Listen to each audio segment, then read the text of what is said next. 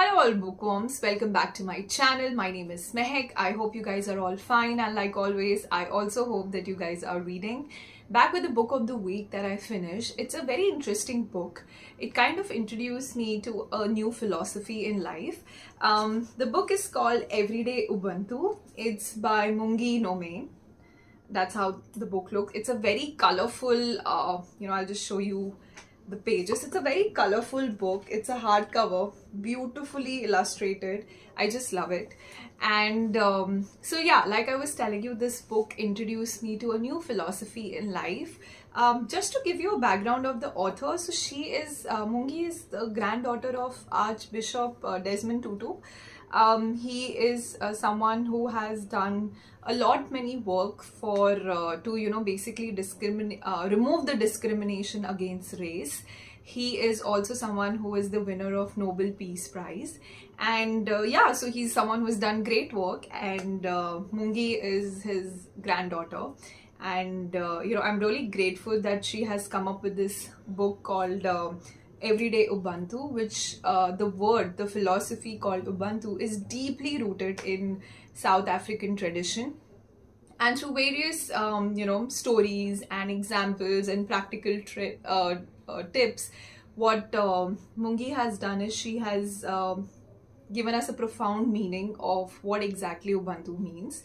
Now, if I have to describe the word Ubuntu in just one line, it basically means that I exist because you are. So I exist because of you. I am because of you. So the whole philosophy is actually based on three words. It is interconnectedness, it is compassion, and it is culture. So I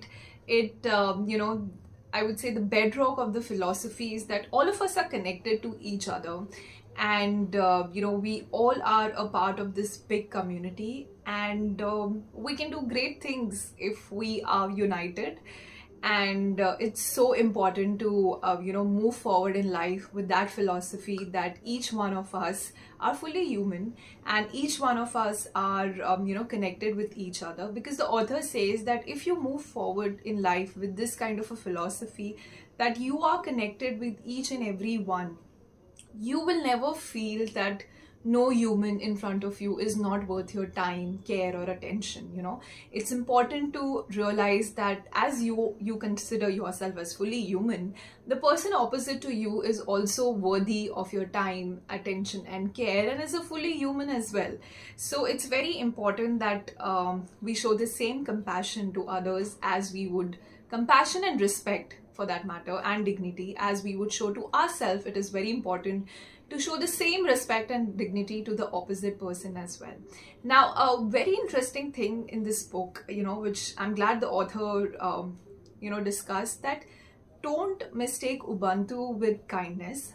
Ubuntu and kindness is totally different. Just to give you an example, if I have, correctly understood the concept. So the author says that, when you're kind, you can, so for example, if I see someone on the road, I can help them, I can be nice to them. That is out of kindness. Or I can pass, smile at a person and do all the kind things, that we do in our daily lives. But Ubuntu is one step ahead.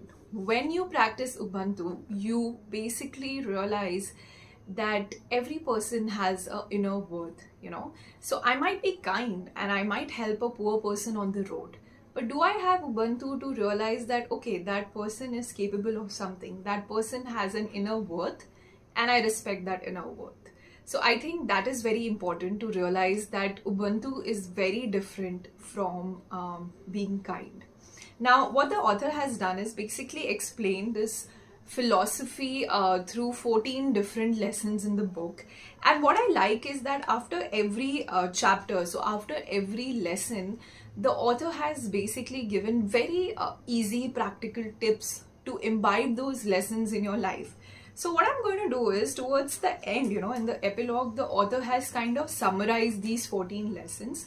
I'm going to, read a few parts of it, these 14 lessons, just to give you an idea of what you can expect from the book, and also share some of my key takeaways as I'm talking about this book.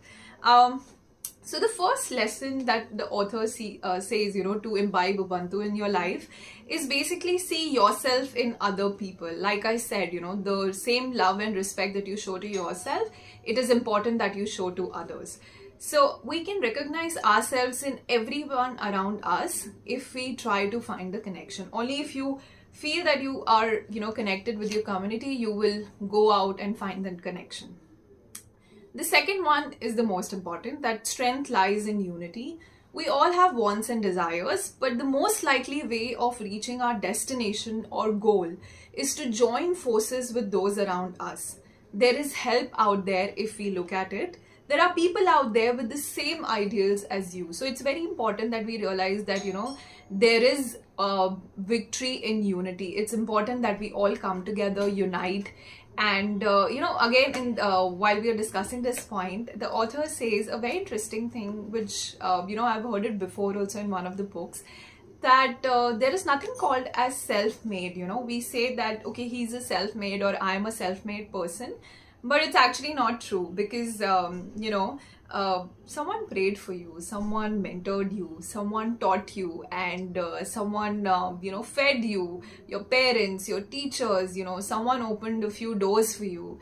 And, anyone who has, even if, contributed a minor thing in your journey, is important. Their contribution is important. So it is very, important that we realize that nothing is self-made. We all are dependent on each other for something, and it's important that we acknowledge that. The third lesson is put yourself in the shoes of others. So it's very important that we realize that, like we say, you should wear someone's shoes and walk a mile in them, and also look at things from their perspectives. So talk to the people with whom you disagree.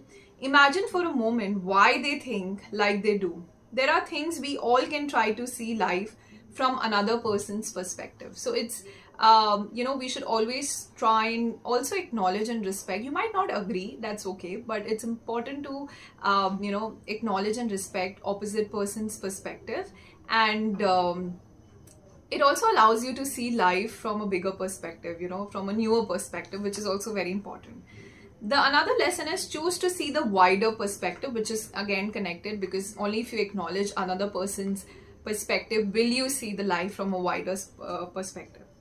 The next lesson is have dignity and respect for yourself and others. So while we're talking about, yes, that you need to give respect to others, it's also important that we start respecting our own selves. So having respect for oneself is an inside job and something to nurture. So the author has basically listed, what are the things that you can do. It could be exercise, taking care of your body and your mental health, meditation, or eating at least one good meal. Your mind and body are equally important. Then decide to afford others the same respect. So only if you're happy and healthy can you do the same for others. Again, very important lesson. Believe in the good of everyone. If you look for the good in someone, you will find and inspire and encourage others to feel good about themselves. If you look to criticize, you will find something you don't like. I think this is such a powerful sentence, that if we actually go out looking for bad things in people, we will only see bad things. But if we, go out with this thing that I'm going to see good in people, you will see good in them, and you can also help them, to see the good that they all possess. Choose hope over optimism. Now, again, this is a very good contrast, which, I really like that the author has shared, difference between optimism and hope, because the author says that optimism can turn into pessimism, but not hope. So a hopeful nature is not a stupid or a naive one. It is a wonderful gift for yourself and others. Ubuntu shows that all we need is hope in our lives. So spread it from your own life outwards. Choose hope for the positive outcome in any given situation. So, there's a very, the author says, there's a quote that where there is hope, there is a way. You never say where there is optimism, there is a way. So there is a difference between optimism and hope. And it's very essential that we have this beautiful hope in our life and we also pass it on to others. The next lesson is seek out ways to connect. So it doesn't matter if you are an introvert or an extrovert, human beings are designed to thrive together. Strong relationships will give us more pleasure than any amount of money or number of material things. In this chapter, I think I really found practical tips to, I believe I'm sort of an ambivert person, but the author has, illustrated examples like, it's very important that you go out and find a community for yourself. It could be related to your faith, it could be related to your hobby, it could be related to, something that you're passionate about. For example, if you're passionate about volunteer work, so maybe you could go and join an NGO. That way you will be surrounded by a community with like-minded people, and it is so important, especially in these times, for your own mental health. And I felt this suggestion was wonderful. The next lesson is the power of the F word, forgiveness. Oh my God, this is so important. This year I was really struggling, forgiving certain people in my life. And one day I was like, I have to do this. And trust me, I feel so light. And that is what the author has said, that when you choose to forgive someone, you're actually doing a favor on yourself. It's for you feeling good. So there is something or someone we all, hold a grudge for. Think about what this is for you and how you might finally let it go. Forgiving is about relieving the burden on ourselves and other people. So you actually let go of the burden that you carry by not forgiving someone. The 10th lesson is embrace our diversity. So we all should understand that, we are so different, the way we look, the way we talk, languages, etc. But I think that is what makes the life more interesting, or that is what makes our community more interesting, so many different people. And it's important that we accept that, we embrace. Look around you today and see how many cultures, talents, opinions and experiences help shape our world. They help shape our society. It would be too boring if we all thought the same, looked the same, did the same. It wouldn't be any fun. The next lesson is acknowledge your reality. So if we don't accept the truth of where we are, we won't be able to navigate to where we want to be. Fully accepting and even embracing what is happening today can help us change tomorrow for the better. So I think it's nice to be hopeful, you hope for a better future, but also it's important that you embrace and realize what's happening in the present, because that allows you to work towards a better future or bring about the changes that are necessary in your life. Find humor in our humanity, which is so important, There is no better way to feel Ubuntu in our lives than through the power of laughter. Spotting the humor in a situation is a precious gift, one we should encourage every day. I think humor is an attitude we all need in our life to add more fun, Why make life so serious?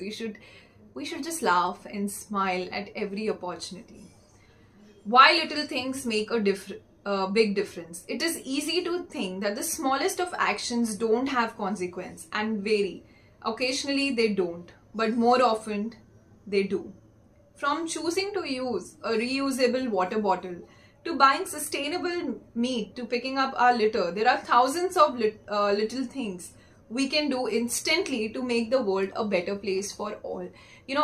People always say, but it's okay, what if, I'm doing it, I'm switching off the lights, so many people are not doing it, how does it matter? But I think every single step, every little small thing that you take really counts, and you might never know who you would end up inspiring on your way. So never think that your small action or your little doing does not hold value in the bigger picture.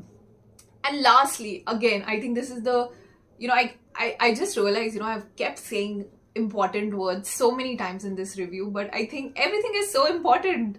So all these lessons are so important. So the last one is learn to listen so that you can hear. I think we all have opinions. We all want to say a lot of things, but we might not always want to listen.